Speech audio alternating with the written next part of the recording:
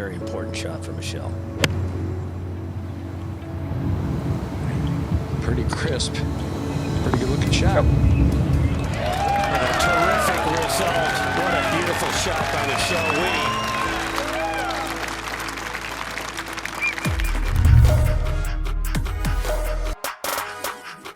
Let's talk about impact position and how you get to that perfect impact position. We'll start with the irons here. Obviously, that'll make it a little bit easier. So give us a sense of where you want to be at impact and how you get there.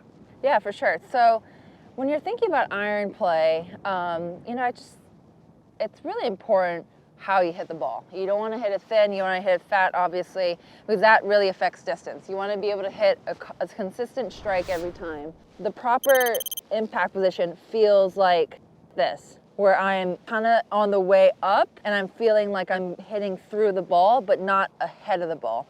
My head still feels behind the ball, but trending towards the left. So I just really feel like, same thing with my backswing, push down, and then now right at impact is when I start to push up. And you know, obviously that requires timing and you know, a lot easier said than done, but when you do it over and over again, you'll feel the timing of it.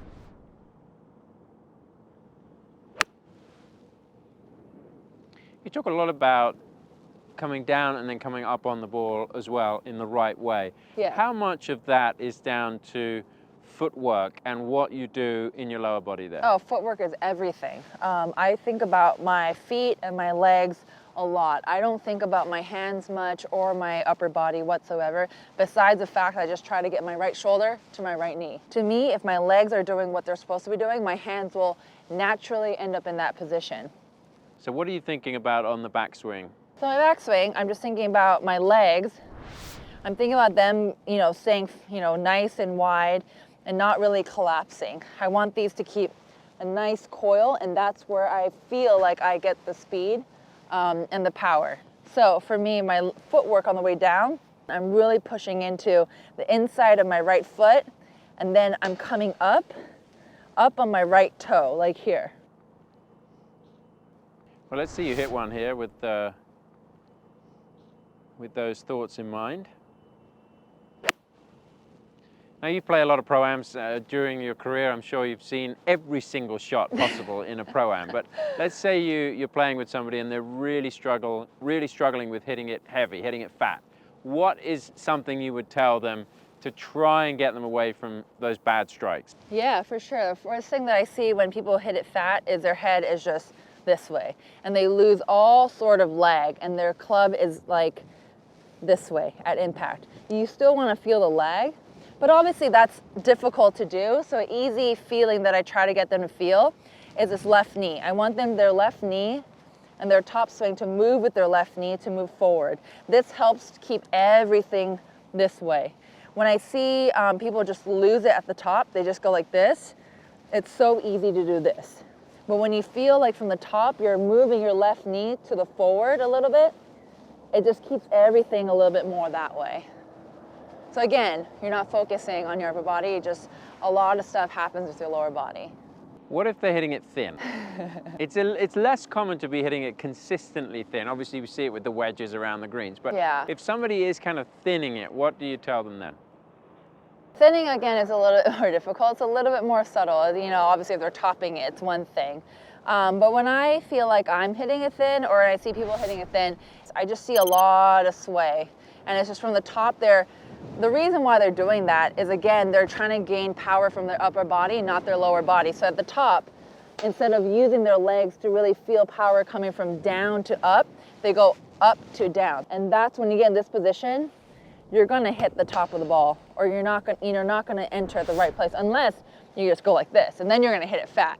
So it's just, I just see this being the biggest common denominator.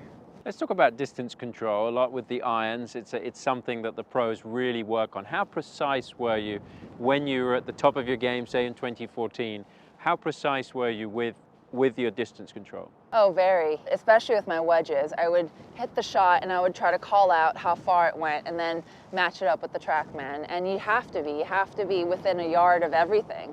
So it was really a feel situation in that sense. Yeah, for sure. And you'd be with David on the range and you'd say, I think that was a 112 shot, and he'd say it was 111. You were Yeah. 1 yard out. Oh, Yeah. wow.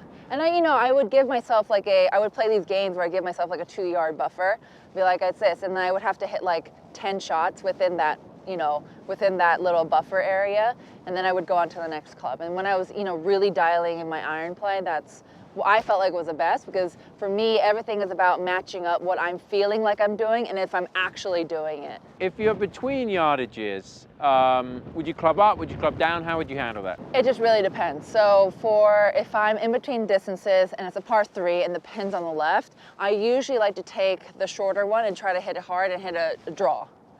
Oh, really? If the pin's on the right, then I usually try to hit a fade, and I just take the longer club and then just hit a 3/4 fade. Let's say you got 135 yards with this 8-iron. We've got quite a strong wind, but we'll normalize it. So that's what, 7 to 10 yards shorter than what you would be comfortable hitting. You would like to dial this one back with a fade. Yeah, for Let's sure. see it. Yeah, so the first thing I like to do, again, I don't like to manipulate my swing too much. So if I'm hitting a shorter shot, first thing I do is grip down a little bit. That makes the club, a little bit less. And then when I'm hitting a shorter shot, I don't really like to hit much of a shorter swing. It's still pretty much almost full. It's just a little bit. You don't want to be too short. So again, it's just a little fade. That looks like it's spot on the number. Really, really impressive. That was right on 135. The little fade, exactly what you needed. So if there's one thing we can learn from a champion, it is to plot your way around the golf course. Look at where the whole location is and then think about the shot. That should save you when you're out there and lower your scores when you're playing.